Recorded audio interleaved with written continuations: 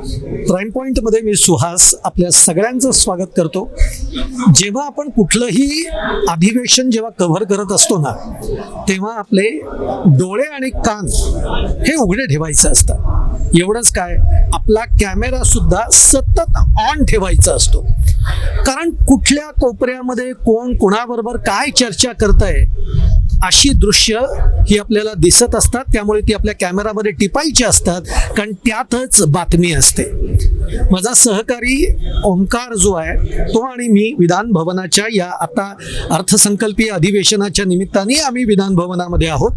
आणि आम्ही दोघं आतमध्ये जात असताना ओंकारला एका कोपऱ्यामध्ये 4 महत्वाच्या व्यक्ती दिसल्या. अत्यंत महत्वाच्या व्यक्ती आहेत. त्यातल्या 2 व्यक्ती आहेत एकनाथ शिंदेच्या शिवसेनेच्या आणि 2 व्यक्ती आहेत त्या म्हणजे भाजपच्या. बातमी इथंच आहे आणि बातमी मोठी आहे. त्यामुळे त्यांनी लगेच आपल्या मोबाईलमधनं ते शूट केलं आणि त्याच्यावरच नेमकं काय घडलंय, काय गुफ्तगू चाललंय या 4 लोकांमध्ये हे सांगण्याचा प्रयत्न मी तुम्हाला करणार आहे या व्हिडिओमधनं. मंडळी, आता माझ्या मागे जी ही सगळी खिडकी दिसतीये, आता एक तर सगळी गर्दी दिसत असेल आणि त्यातून जी ही काचेची खिडकी दिसतीये, बरोबर या लाल पायऱ्या चढून गेल्यानंतर उजवीकडे कोपरा आहे, म्हणजे या काचेच्या पलीकडे तिथे 4 महत्वाच्या व्यक्ती अगदी कुजबुजत, कोणालाही ऐकू जाणार नाही अशा आवाजात ते 4 जण बोलत होते. हे 4 जण कोण, मीच तुम्हाला सांगतो. 2 आहेत भाजपचे, जसं मी म्हटलं. त्यातली एक महत्वाची व्यक्ती म्हणजे भाजपचे प्रदेशाध्यक्ष रवींद्र चव्हाण. दुसरे आहेत मंत्री चंद्रकांत दादा पाटील. तसंच शिवसेनेचे 2 लोक, महत्वाचे लोक, एक म्हणजे मंत्री उदय सामंत आणि दुसरे आपल्या सगळ्यांना परिचित आहेत, सातत्याने ते चर्चेमध्ये असतात, ते म्हणजे भरत शेठ गोगावले. या 4 जणांमध्ये गुफ्तगू चाललेला आहे. आता प्रश्न असा पडतो, आपण तिथे जाऊ तर शकत नाही, पण नेमकं मग बातमी काय आहे ही आपल्याला शोधावी लागते, ही आपल्याला काढून घ्यावी लागते. मग आम्ही अनेक लोकांशी कानोसा घेत घेत घेत नेमकं काय घडतंय हे सगळं शोधण्याचा प्रयत्न केला. थोडंसं कोणी मंत्री आले की अशा पद्धतीची गडबड ही विधान भवनामध्ये आपल्याला बघायलाच मिळते. आदित्य ठाकरे आलेत आणि त्यामुळे सगळ्यांच्या कॅमेरा ज्या आहेत ते तिकडे सरसावलेले आहेत. बघू आपल्याला दिसत आहेत का, बहुतेक आदित्य ठाकरे दिसत आहेत आपल्याला कॅमेरामधनं. आणि आदित्य ठाकरे आले की मग सगळ्यांचे कॅमेरे हे त्यांच्याकडे रोखले जातात. असो, आपला मुद्दा काय चाललाय तर आम्ही हा सगळा कानोसा घेण्याचा प्रयत्न केला. आता एक लक्षात घ्या, या त्यांच्या डिस्कशनचा अर्थ जर आपल्याला शोधायचा असेल तर एक म्हणजे भरत शेठ गोगावले, जे सतत चर्चेमध्ये असतात. चर्चेत कशामुळे असतात ते तर पालकमंत्री पद हे त्यांचं कायम त्यांना हुलकावणी दिली आहे या पालकमंत्री पदाने. त्यामुळे भरत शेठ गोगावलेंना पालकमंत्री पद मिळणार का ही प्रत्येक दर 2 महिन्यानंतर ही चर्चा असते. त्यामुळे त्यांचा इंटरेस्ट हा सर्वाधिक आहे तो पालकमंत्री पदामध्ये. म्हणून ते भेटलेत का असा एक प्रश्न तुमच्या मनामध्ये उद्भवू शकतो. किंवा तुम्ही म्हणाल अहो त्याच्यासाठीच तर भेटले असतील.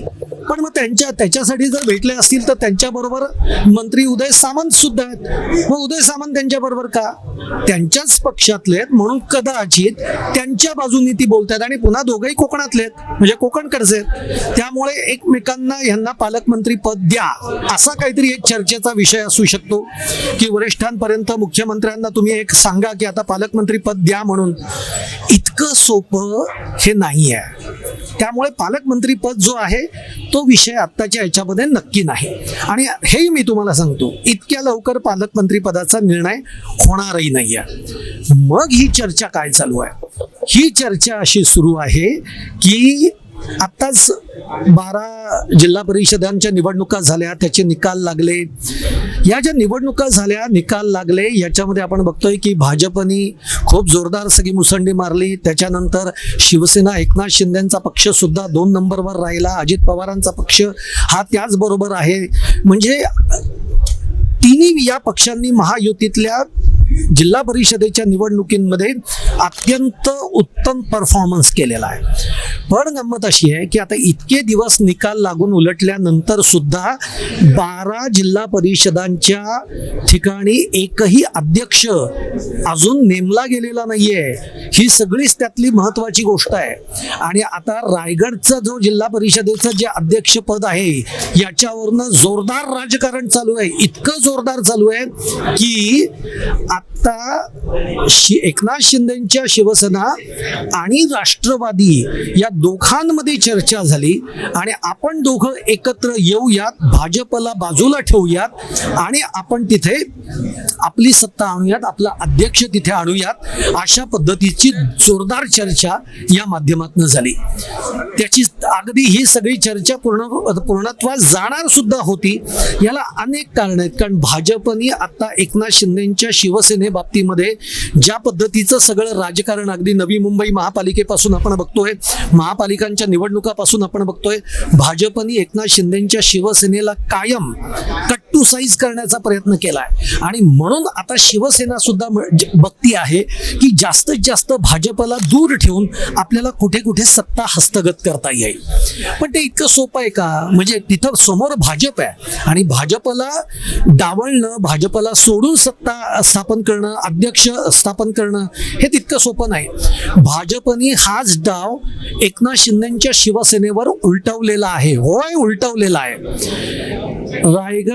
रायगडच्या जिल्हा परिषदेमध्ये आता अध्यक्षाची नेमणूक होतीये आणि ती अध्यक्षाची नेमणूक ही राष्ट्रवादी अजित पवार गट आणि भाजप हे दोघं एकत्र येऊन एकनाथ शिंदेच्या शिवसेनेला बाजूला ठेवून दोघंही सत्ता स्थापन करतायत आणि जिल्हा परिषदेवर आपला अध्यक्ष आणतायत. ही बातमी आहे. आणि या बातमीमुळे हे चौघ जण या विधान भवनाच्या कोपऱ्यामध्ये यांच्यामध्ये जोरदार चर्चा रंगलेली आहे. गुफ्तगू रंगलेलं होतं. हे गुफ्तगू हे रंगलेलं होतं की तुम्ही आम्हाला बाजूला ठेवलं. एक तर तुम्ही रायगडच्या बाबतीमध्ये पालकमंत्री पदावरनं आमच्या बाबतीमध्ये दुजाभाव केलेला आहे. अजूनपर्यंत पालकमंत्री पद आम्हाला नाही. त्यातून रायगडमध्ये आपण बघितलंय सुनील तटकरे जे आहेत ते अत्यंत स्ट्रॉंग राष्ट्रवादीचं नेतृत्व आहे. जे भरत गोगावलेंना आतापर्यंत जड गेलंय त्यातून सुनील तटकरेंचे केंद्रापासून सगळे संबंध आहेत ते आपल्याला माहिती आहे. आणि म्हणूनच रायगडच्या जिल्हा परिषदेचा जो निर्णय आहे, जो आत्ता झालेला आहे, तो हा आहे की राष्ट्रवादी आणि भाजप एकत्र येऊन अध्यक्ष करतायत. आणि त्याला उदय सामंत आणि भरत गोगावले असं म्हणतायत की तुम्ही असं करू नका, आम्हाला सुद्धा सोबत घ्या, सत्तेमध्ये आम्हाला सुद्धा यायचंय, आपण एकत्र लढलेलो आहोत. आता जिल्हा परिषदेमध्ये एकत्र कोण लढलं रायगडच्या? तर राष्ट्रवादी आणि एकनाथ शिंदेची शिवसेना. भाजप आणि एकनाथ शिंदेची शिवसेना एकत्र नव्हती. याच्यामध्ये संख्याबळाचा जर विचार केला तर रायगडमध्ये सगळ्यात जास्त संख्याबळ हे एकनाथ शिंदेच्या शिवसेनेचं आहे. किती संख्या निवडून आलेत त्यांचे सदस्य? 21. भाजपचे किती निवडून आलेत? तर माझ्या मते 15 का 12 निवडून आलेलं, 15 निवडून आलेले आहेत. राष्ट्रवादीचे 16 निवडून आलेले आहेत. अशी स्थिती असताना एकनाथ शिंदेच्या राष्ट्रवादीला बाजूला ठेवून, एकनाथ शिंदेच्या शिवसेनेला बाजूला ठेवून राष्ट्रवादी आणि भाजप आता रायगडच्या जिल्हा परिषदेवर आपली सत्ता आणता आहेत. ही बातमी आहे आणि हे ते दृश्य आहे जे ओमकारने आपल्या कॅमेरामध्ये टिपलं आहे.